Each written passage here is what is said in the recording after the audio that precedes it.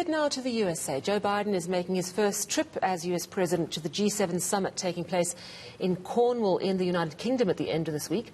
Let's get an update on that story and other stories from our Washington correspondent, Simon Marks. Good evening to you, Simon. I have to, of course, pick up on the FDA and the Johnson & Johnson vaccine.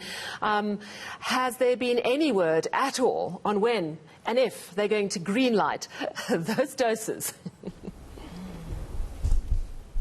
Still no word, Sally. Here we are Wednesday. We're expecting it at some point this week, perhaps.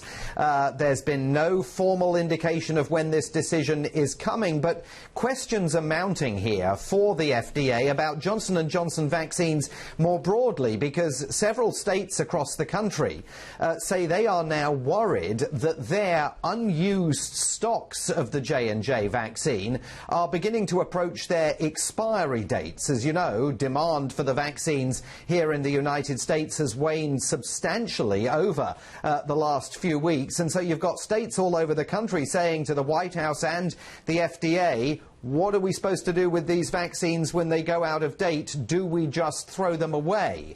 The indication that they have been given informally so far, but we think formal guidance is coming, is that the J&J vaccine, and this could be good news in a South African context, can be used past its expiration date. That certainly seems to be the message that is going out to many American states from the authorities here, but there is still just this extraordinary contrast between a country, the United States, that has got loads of vaccine available for use, but substantially ebbing demand for those vaccines, with fresh indications daily that Joe Biden is not going to meet his goal of getting 70% of adult Americans vaccinated by July the 4th, America's Independence Day holiday, and yet countries all over the world clamoring for those vaccines. Joe Biden, as he left Washington today to head to the G7 summit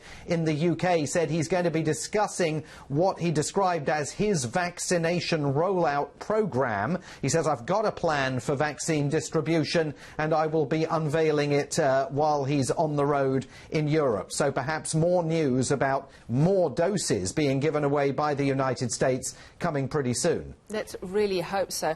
Simon, I also have to ask you about the news coming through that South Africa has moved from the red list to the orange list from the United States, which I understand means that people coming from the US can visit us a little easier, but it's not a two-way street. Just explain that to me.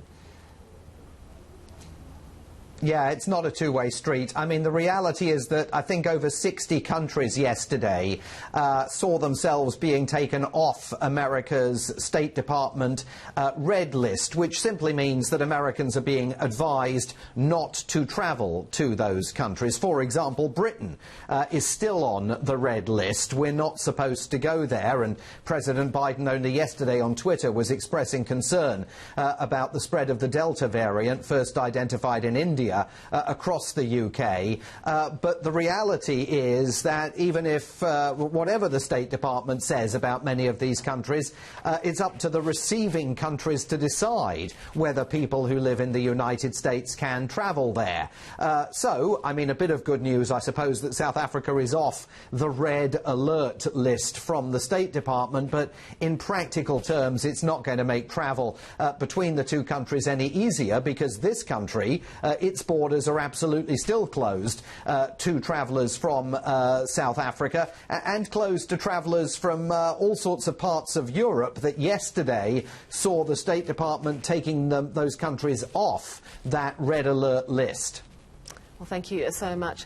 That is our correspondent in Washington, Simon Marks.